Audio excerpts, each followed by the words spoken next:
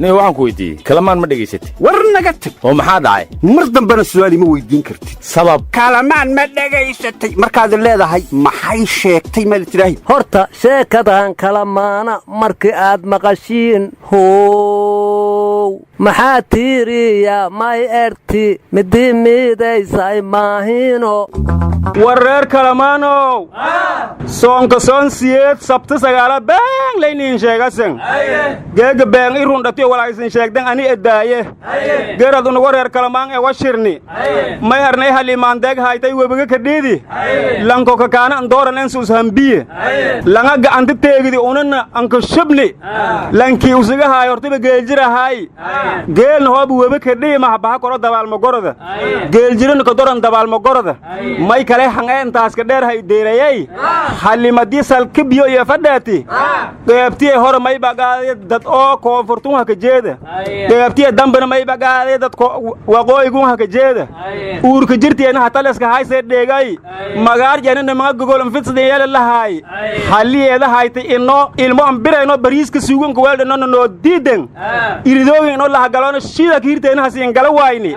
ee may weelasaana sakaraada etiina inti isan yaasin gefna halsin yaasimiyoy ulma yaasinka gorota buute warniyow may weeladaas mahana kala wareegga soomaalida muqdisho kuma ekaayaanta xitaa kenya siyaasigii taga waa soo kala wareegayaa muqdishona dib loogu soo celinaya war gudoomiyaha gobolka banaadir wuxuu tagay degmada holwadaag markaas wuxuu facebook soo dhigay halkan degmada holwadaag ay ka shidan tahay marka asxaabi awalan wax la qabanay ay jirin wadooyinkan waa xirihiin facebook online hala ahaado war gobolka banaadir war kama hayside odayaashii ka turjumaya dadka degan waa hadleen waxayna yidhaahdeen dawladdu waa nacaburisaa wadooyinkiina waa naga xiratay dadkeennana waa baabi'isaa waxna nooma qabato bulshada uma adeegto canshuurtana annagaa bixinno wax walba ku fangarayna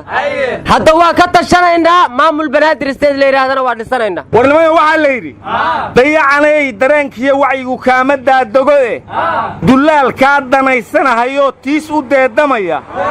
oo dabinna kuu qoolayaad hawl u dirataaye inuu kugu dul nooliyo ma aha kaa dukaansadoe diirdiirta iyo dulunka waa layska didiyaaye ninaan kuu dubnuxin baad u tahay daabad weligaa hilbadoonka falan soo bulshooy kama digtoonaatid warniyow gabaygaada hay-adda caafimaadka adduunka ma dhegaysato waxayna tidhaahdeen dadka aan weli guursanay iskaabulada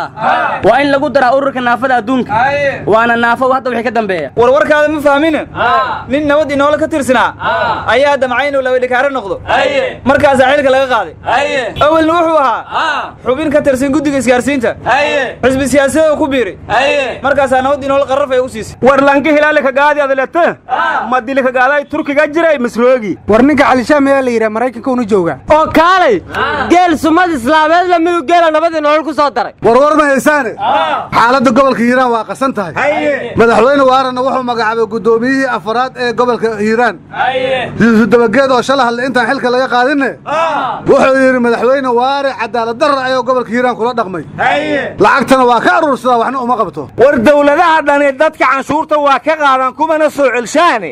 muxuu kaloo biyey madaxweyne waare warwarkayaga dhex gelina yuusuf dabageed waxaa kaloo uu yidhi si madaxweyne waare ka madax bannaan ayaan gobolka u maamulaynaa kadibna wareegtadiisa xilka looga qaadaya ayaa soo baxday wuuna diido wuxuu yidhi xilka leegama qaadi karo madaxweyne waarena xafiiskuma le gobolka hiiraan hadda nimanka gobolka hiiraan xaaladiisu waa qasan tahay war hirshabeelle waa laba gobol madaxweyne waare afar maruu gudoomiyaha gobolka hiiraan ka qaaday xilka gobolka shabeellaha dhexana hal gudoomiyaha weli madaxweynaha la shaqaynaya aan hellan yeesman sidiis bihilka gaalow ma jara war waa rajo waxaad sheegaysaan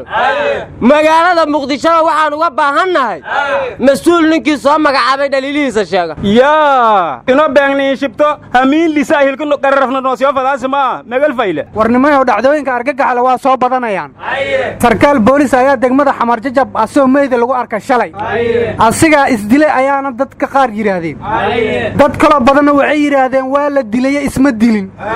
guri dawladdu ay leedahayna la yidhi hadda ka hor ka guur asna wuxuu yidhi meelaa uga guuru ma hayo marka magaaladan dhacdooyinka foosha xun way ku soo badanayaan war hadda guri dawladeed ka guur ma daldalaada ku xigta warnimayo waxaan u malaynayaa arrintii jamaal khashiyooy oo kale xamar ka bilaabatay askariga ciidanka booliska ka tirsan meesha lagu dilay waa waddada dabka askari kalaa dilaana la yidhi warnimayo booliska war kama haysaane waxay soo bandhigeen nambarka gurmadka degdega ee 991 waxaase igu yaab badnaa ninbaa facebooka wuxuu ku soo yidhaahday maxay 991 nooga dhigeen ma waxayna xasuusinayaan 1999 nambar kale miyay waayeen buu yidhi warnamayaw hiiraan iyo muqdisho dhatuunka ka hadalaasana koonfur galbeed meelilay meel nabadeeda hayti obse ma jirto sheeg allow dharaanta tukoy hayti wasiiradii madaxweyne lafta gareen magacaabayna wadooyinka walaagi shiid ayaalan halku biro haagan halan qaadoy hal nadiif oo ereen waliba ma intaas dheer ka daray tan muqdisho ka baaso bay dhaw jinaay ka hirin walaagi shaydaan oo baaloja ka gabadaan lugtahay mariyo eri walaay koy ani in koy ana reedan isaga ha walaago shuqa yara ii jarta in karaad lahaada waana obowreeyo mansuur warjay ma ka darnay ogaadahe warmada isaaqo horta xudur iyo baydhabo ma la isku furay buda madi horeba malas la gabne war koonfur galbeed kuma weydin meesha foolanaysa waa Jubbaland doorashada loo tafaxiidinaya xilbaanadii Jubbaland waxa la yiri muqdisho Kismaayo tartan loogu jira marka waxaan ka cabsanayaa in muqdisho Kismaayo laga dul qaado bu'aala laga soo xilay xilbaanada anigu waxaan la yaabanahay ninka musharaxiinta kamida oo yiri qabiil kasta ay saddex nin ha ii keensado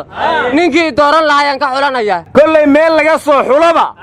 xildhibaan Soomaaliyeed muran iyo qayle iyo mooshin waa ka diyaar war madaxweyne xaaf oo dhuusmareeb ku laabdo wuxuu yiri si degdeg ah canshuurta loo bixiyo cid noo maqan ma lehe war meesha waa iska fadhidaane deegaanka la yiraahdo af urur